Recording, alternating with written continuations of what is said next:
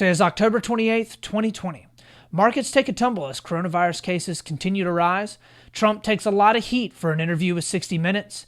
Coney Barrett gets confirmed to the Supreme Court, and protests erupt in Philadelphia.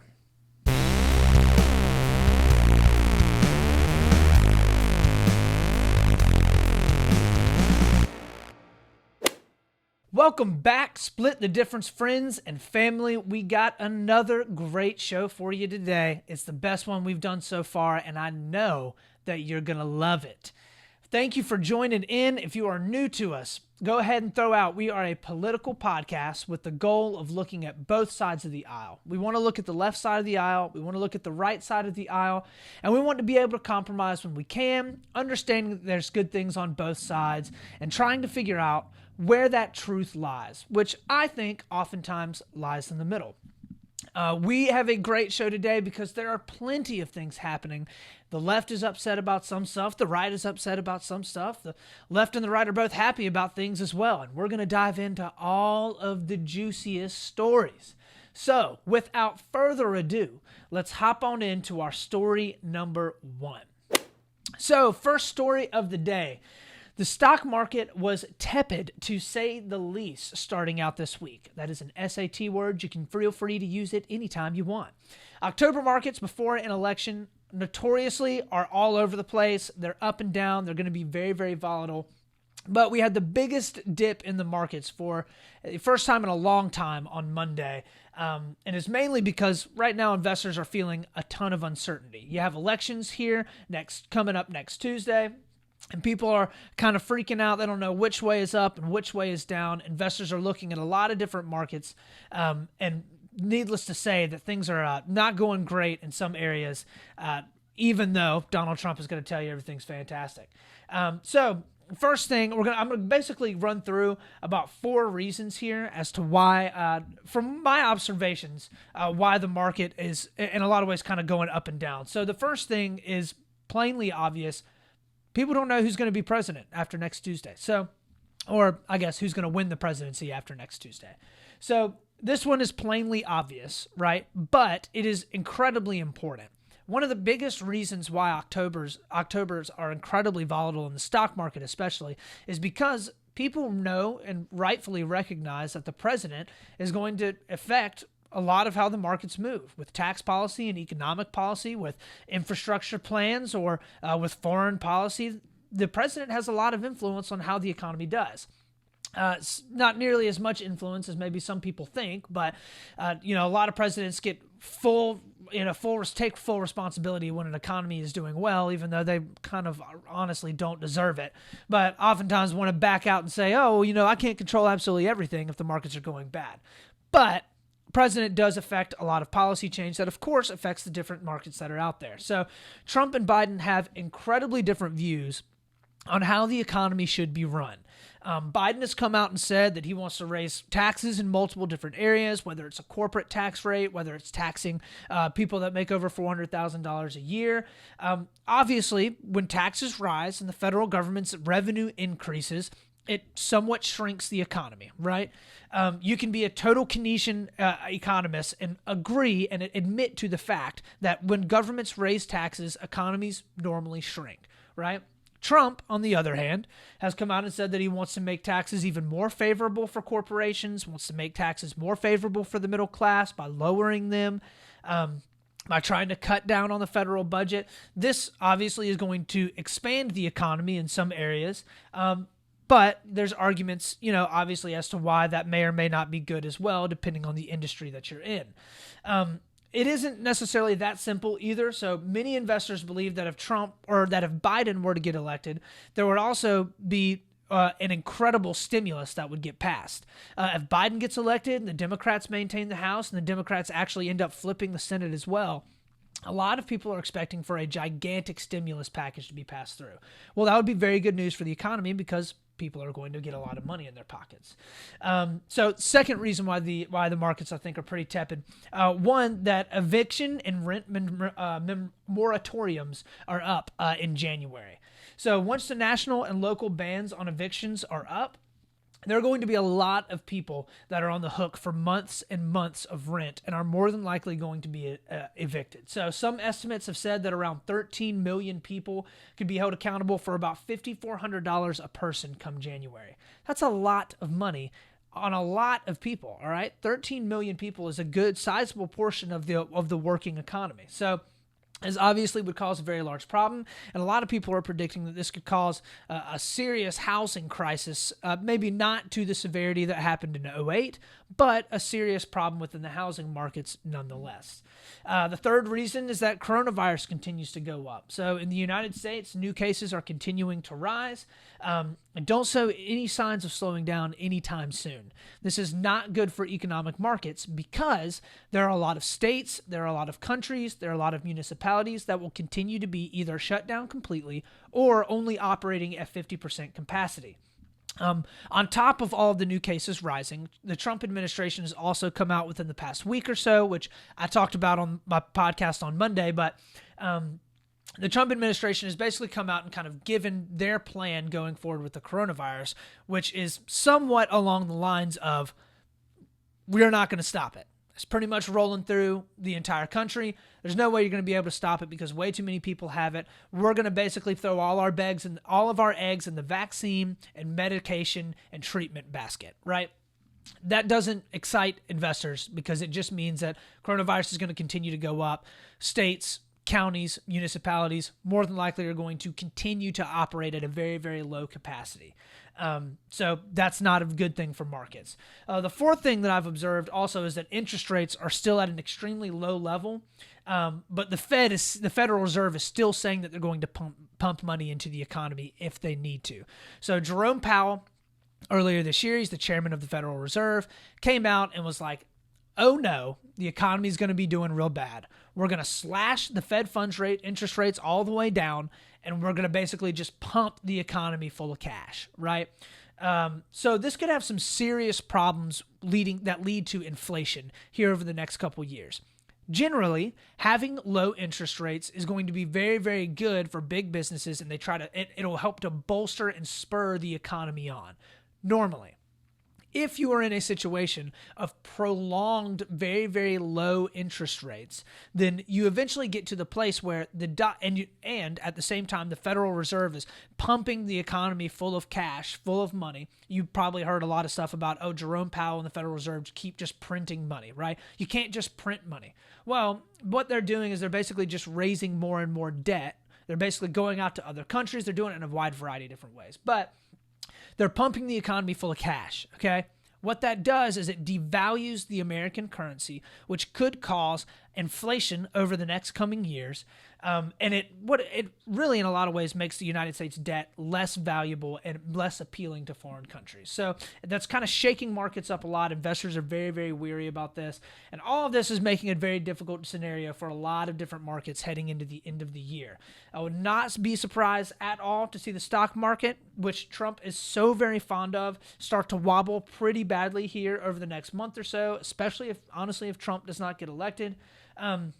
But total side note, this also gets into a phenomenal point that Trump uses the stock market all the time as his gauge for how well the economy is doing, which is just such a false actual gauge of the economy. Just because your 401k is doing good doesn't mean that there are tons of holes within the economy that are ready to cause a bubble to burst at any time, right? If you look at 2007 leading up into 2008, the stock market was doing fantastic then as well. If you look at the recession in 2000, at the end of the 90s and the early 2000s, stock market was doing fantastic then as well. Obviously, a bubble burst. We went straight into a recession.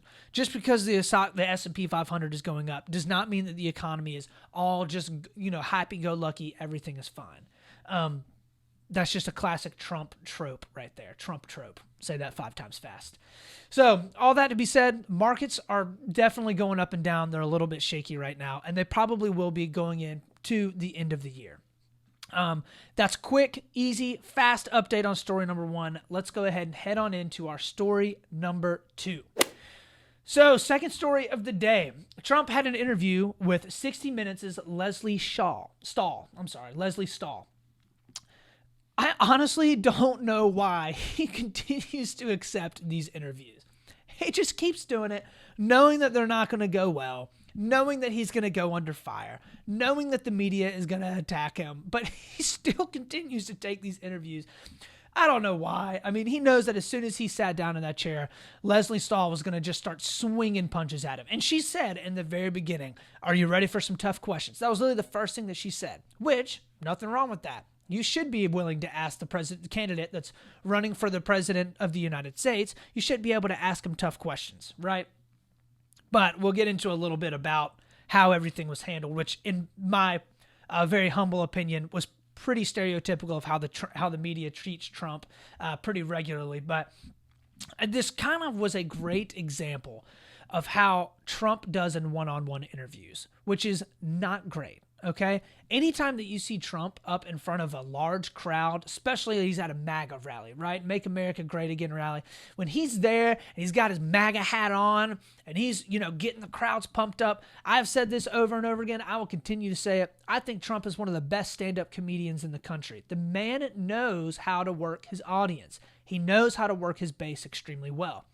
When he's up there getting that crowd pumped up, just getting everybody jazzed, he does extremely well, okay? That's like peak Trump. When he's sitting down in a one-on-one interview getting asked very difficult questions from a obviously left-leaning media, he does extremely poorly. And this was a great example of it here. So let's go ahead. Let's go to hop in and watch a little bit of kind of what went down with this interview that actually aired this past Sunday. Let's take a look now. In campaign 2020, tonight, 60 Minutes aired its interview with President Trump, the one he walked out on last week. Correspondent Leslie Stahl pressed the president on once again rising coronavirus cases. And I have nothing against masks, and I tell people to wear masks. I have no problem. Well, tell me then about these rallies you've been having. A lot of people are wearing masks. A lot of people aren't. I'm watching all these people jammed in together, and I'm seeing most of them without masks. After a producer mentioned time remaining for the interview, the president abruptly ended it. I think we have enough of an interview here, Hope. Okay, that's enough. Let's go. So there you see Trump didn't last very long before he basically says, I'm done. I think we've got enough of an interview here. I'm going to get up and hop out of here. So I know that pretty much the only thing that you ever hear out of Trump's mouth is that the media is out to get him, right? I know that. And it gets annoying sometimes to hear. But in the words of Joe Biden, come on, man. Come on, man. If you are going to sit here and say that the media is not vehemently opposed to Trump, come on, man. I have no idea how you can listen to the two interviews. So 60 Minutes also did an interview with Joe Biden, right? They did an interview with Trump, and they did an interview with Joe Biden. I don't know how you can listen to those two interviews and say that there's not an obvious and clear bias against Donald Trump, okay? I'm not saying that Trump doesn't bring it on himself. A lot of times, he absolutely does. He says and does awful things about 90% of the time, right? But 60 Minutes, what used to be such a fantastic example of pretty much hard-hitting, for the most part, as unbiased as possible reporting on stuff that's happening, big stories that are happening. They have, in the past, done a lot of interviews with presidents where they've sat down and interviewed the presidential candidates that are running, and it wasn't like this. If you watch what was actually shown by 60 Minutes and Leslie Stahl of Donald Trump and his interview with them, the entire thing, for the most part, is pretty much a hit piece against Trump. Okay? It is. And I'm going to say, I'm not the biggest Trump fan in the world by any stretch of the imagination, but they purposefully went after him. And I think a lot of it was because they wanted him to be able to, if they could get a big rise out of him, and that he played right into their hand. But they took a lot of stuff that he said completely out of context. Every time that he said something, they would play a video that would try to refute what he said, or try to paint what he said in a bad light. The entire piece was against him from the very beginning, overwhelmingly so. And Trump knew that going in, which goes back into why did he go in? Why did he do it? Why did he even go in and do it anyway? What the most surprising thing about all of this was, though, is that the left, their outrage against Trump was not necessarily because they said that he was, his policies or any of the stuff that he was saying in the interview was bad. They weren't mad at him because, they said that he was lying about something, or, that the way that he, the way that he carried himself wasn't good. That thing wasn't against policy. What they were upset about was they said that he interrupted Leslie Stahl too much. This was the big thing, okay? The entirety of the left-wing media got on him because they said that he was a hothead, basically a male chauvinist, and that he was man-terrupting with Leslie Stahl. So, phenomenal opinion piece, and by phenomenal, I'm being very facetious there, written by Lynn Stewart Paramore for NBC News, okay? So, this is basically an opinion piece that I've read that sums up a lot of what the far left was angry about, and especially the Twitter mob was upset about with Donald Trump. Had nothing to do with policy. So the beginning starts with this. The entitled male is hard to shut up. Recent displays of infuriating, quote, man-terrupting illustrate how tough it can be to manage the problem. CBS News' journalist Leslie Stahl, in her 60 Minutes interview Sunday with Donald Trump, was interrupted, talked over, instructed, and lectured on how to speak. Despite, or perhaps because of, her unrattled persistence, Trump finally cut her off completely and walked out of the interview early. The rest of the article goes on to then talk about how men, as a complete generality, only want to cut off women, don't want to listen to what women have to say, are male chauvinist, that they need to be taught how to communicate with women, that men are taught from a very young age to subjugate and oppress the way that women's ability to be able to speak. It goes on to say, getting men to stop is notoriously tricky. Many are oblivious of or don't understand the impact of their actions. Man-terrupters, studies show, start their careers early. Boys at age 4 are already interrupting girls in play situations, and they do the same at school, perhaps imitating their teachers, who interrupt girls more themselves. She quoted a whole bunch of honestly, incredibly poorly cited different things, a lot of them behind a paywall, so you couldn't even get in to actually see what it is that she was citing. And the whole premise behind it is that men, as a generality, are not good, and they purposefully are out to get women, okay? That's the overarching summation of the op-ed by Miss Paramore. So, what does that have to do with any of this, right? What does that have to do with it? All of that is to say is that the left wants so badly to tear Trump down, they are attacking him in ways that actually ignite his base. One of the many reasons why Trump ended up getting into office in the first place is because there is such a large portion of the American populace that looks at situations like this and they're like, if you want to attack Trump on his policy, fine.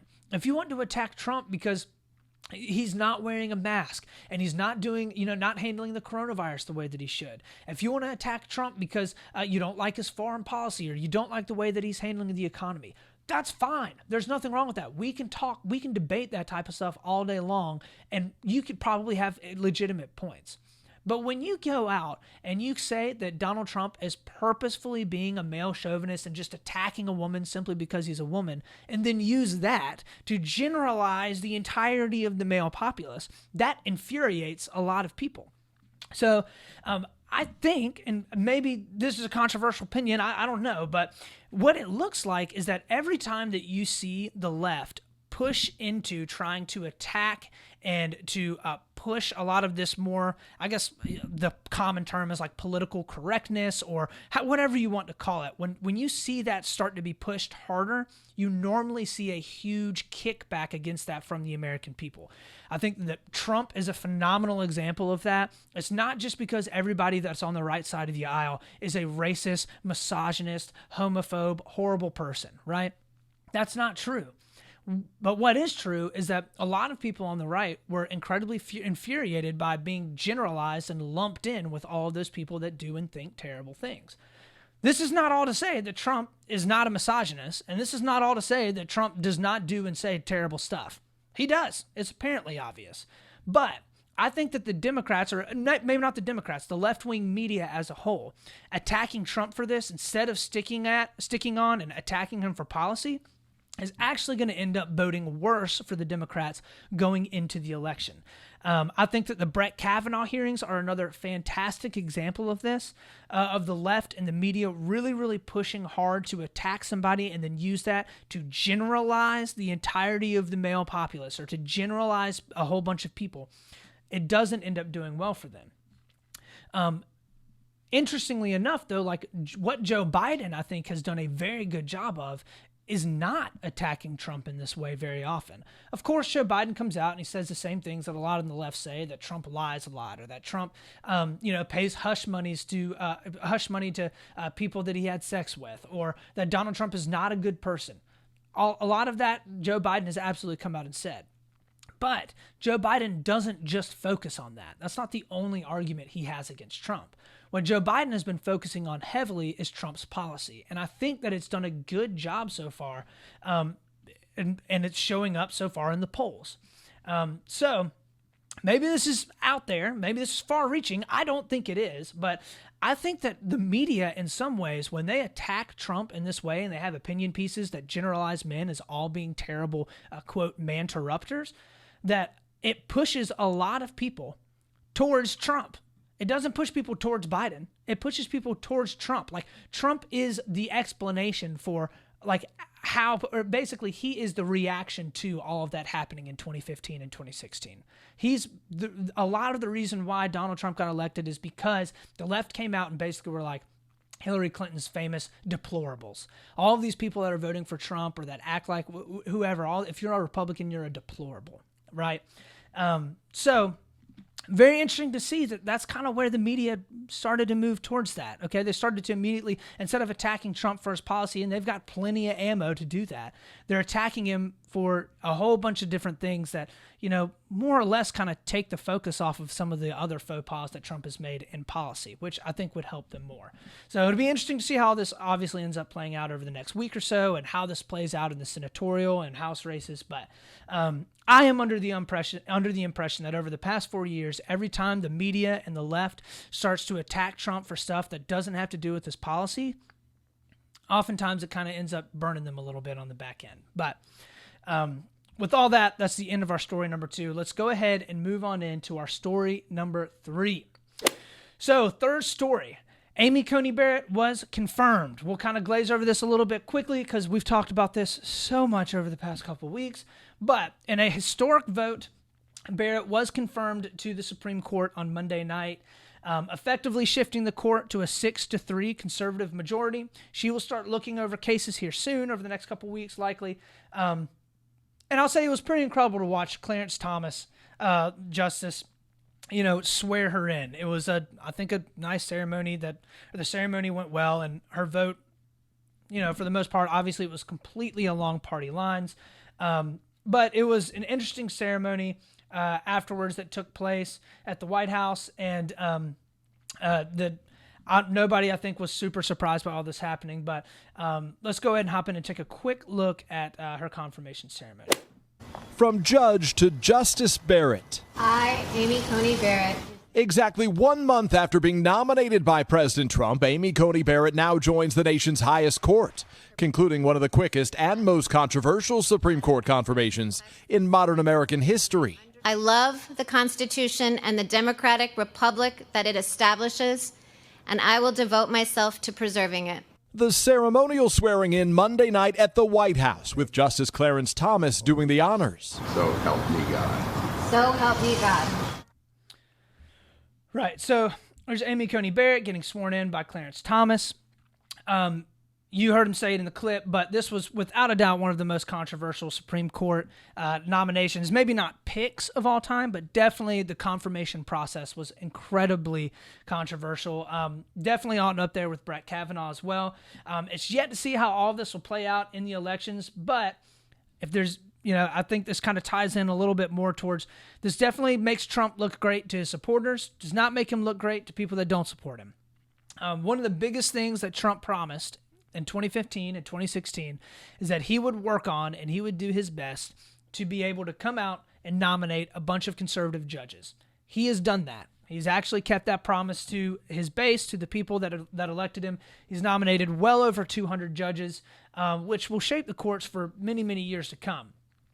I've said before, I don't think that this was actually a smart move politically for the Republicans. I think that this likely is going to hurt the Republicans going into next Tuesday. And the reason why I think that is because in a lot of ways, you're looking at the Democrats who have kind of in some ways thrown their hands up and been like, there's nothing we can do to stop it. But the Republicans don't care about having the American people's voices heard. They are incredible hypocrites because they turned back on what they said in 2016, which was 100% true. Like the amount of mental gymnastics that all these Republicans are having to play right now in order to be able to say that they are not contradicting themselves from 4 years ago when they didn't allow the confirmation of Merrick Garland is incredible. I mean, there are some serious mental gymnastics going on the case of a lot of these Republicans. But I think that she is absolutely a conservative justice, okay? I don't think that she's going to overturn Roe versus Wade. Or just walk in and get rid of the Affordable Care Act immediately because she doesn't like it. I could be completely wrong. We'll have to see how she actually, casts her vote and everything, and the dissents and different things that she gives or opinions that she gives. But what's clear is the right side of the aisle is cheering this, which we all knew that they would. They're cheering this as an incredible feat of just slamming through a justice as fast as they possibly can. While the left side of the aisle, especially the far left side of the aisle, is calling for some pretty extreme measures, okay? And this is where the left side of the aisle starts to lose me. I very much agree with the left when they are saying, the Republicans are being overly hypocritical here. The Republicans are trying to slam in a justice, and we don't hardly know anything about her. We should have had more time. We should have waited until after the election. I agree with that. I really do see and understand the sentiment with a lot of that.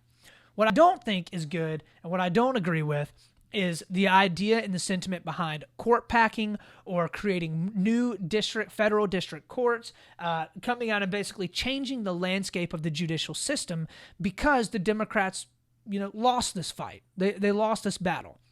Pelosi actually came out on MSNBC in an interview and said that she was going to do just this, that pretty much nothing is off the table right now. So let's go ahead, listen in, and take a look.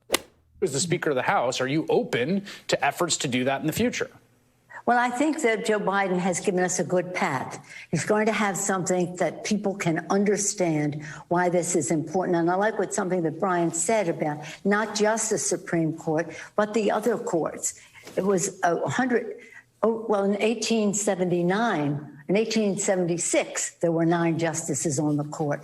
Our population has grown enormously since then. Should we expand the court? Well, let's take a look and see. Right. But and that relates to the 9 district courts. Maybe we need more district courts as well. So that was Nancy Pelosi basically coming out and saying nothing is off the table. Okay, we obviously have lost this. Nobody was talking about court packing before all of this started to get pushed through. And that's some pretty scary stuff, to say the least. So I'm not going to be the person that thinks that the Republicans made a good move here. And I'm not going to be the person that says that the Democrats were wrong when they were saying that the Republicans were trying to slam a Supreme Court justice through. I think that that's correct. But what I am going to do is give pushback because I've lost the majority and because you're worried about the conservative leaning on the courts, you're going to go ahead and change the entirety of the way the judicial framework is working right now. That is not what needs to happen. That's not how a republic is run. A republic is moved and shaped and is run in a way where you understand that the last thing that you want to do is start to forfeit and change the things that have been happening and are set in place in order to keep a balance of power. What I'm not comfortable with and what I'm not okay with is people wanting, and the Democrats wanting, to go through and rewrite and change the way that our judiciary system is actually set up right now. It is set up in a way so that power is trying to be as evenly as distributed as possible across the two parties, okay? And set up and it's structured in a way so that the masses, the majority, don't just rule over everyone with an iron fist. It's the reason why the Electoral College is there. It's the reason why the judiciary is not supposed to be an extremely partisan branch of the government, okay? And when I'm starting to see the Democrats saying that packing the court is not out of the question, and that changing the structure of the federal district courts is not out of the question, and going through and trying to basically bolster and force their way into using the courts to their own advantage, that is not the thing that the Democrats need to do. Because eventually, at some point or another, the Democrats will be voted out of power. They will. Just in the same way that there's been a push and a pull and a tug for the entirety of American history, eventually the Democrats will be voted out.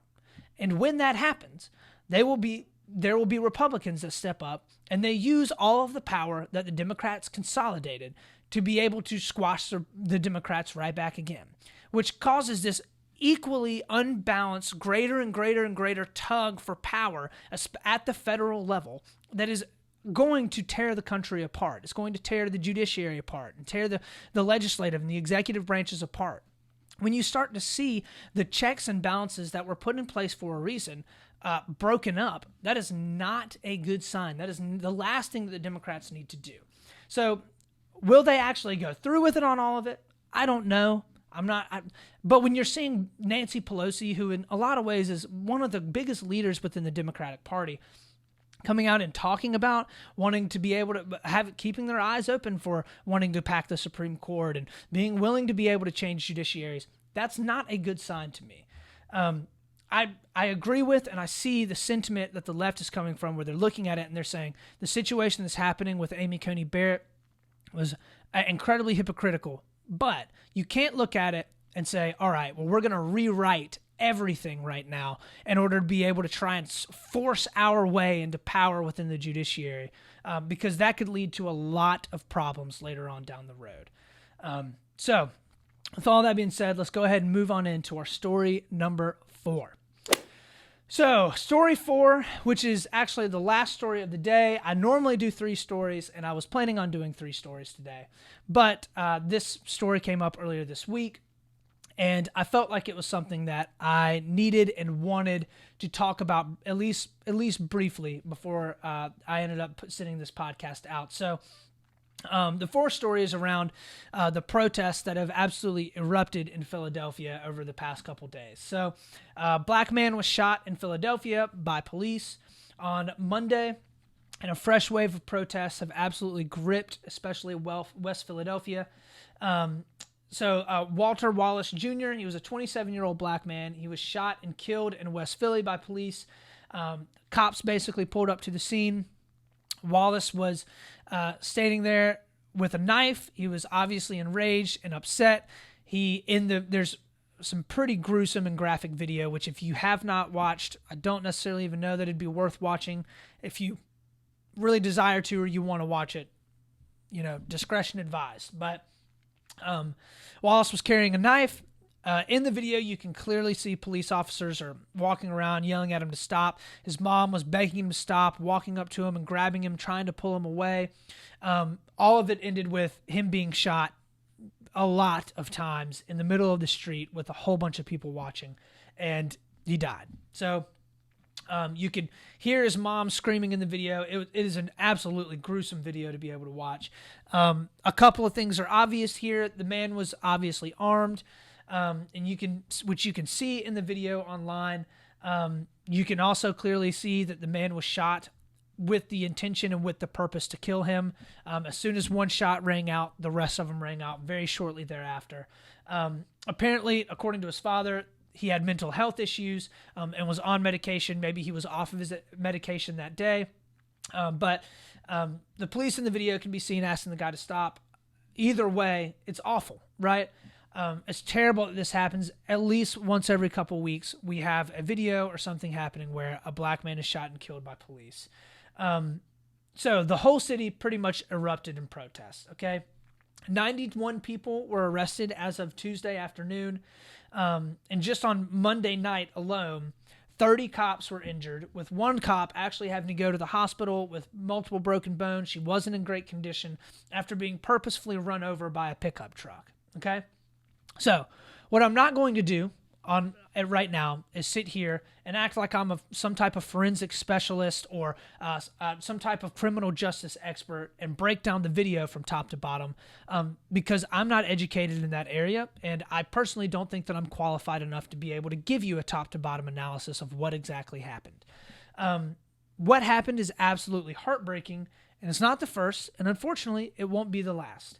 And contrary to what a lot of the media is going to tell you right now, you do not have to pick sides on this. The number one thing that we are hearing and that we are seeing is that there are two sides to all of these situations.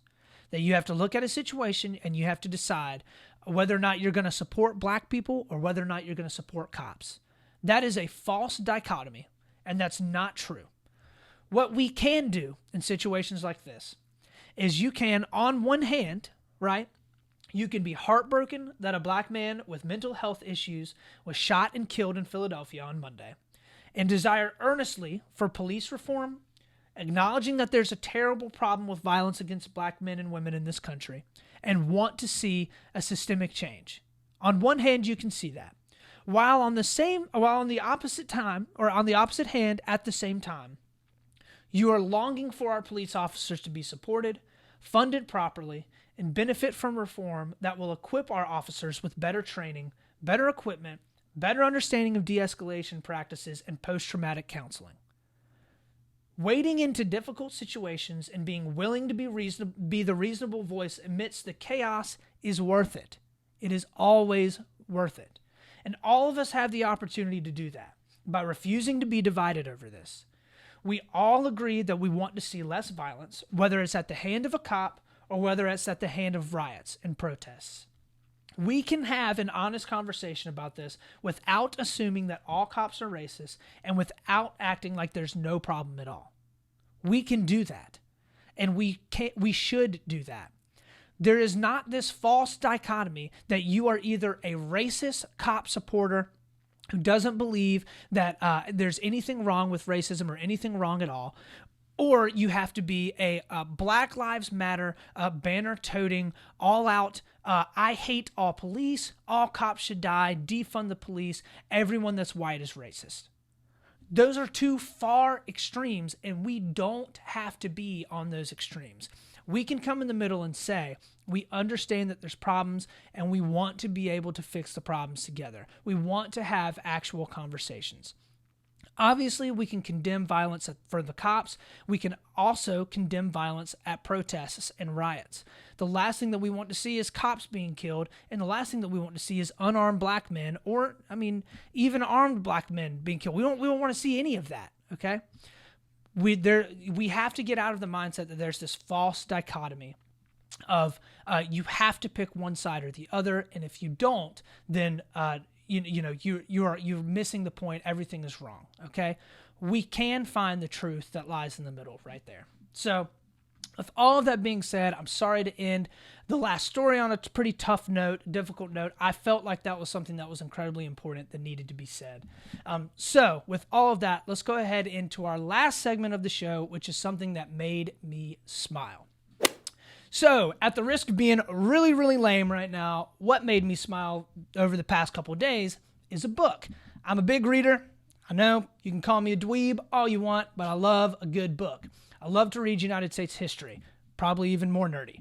But I've been reading Grant by Ron Chernow for a little while now. It is a very dense book.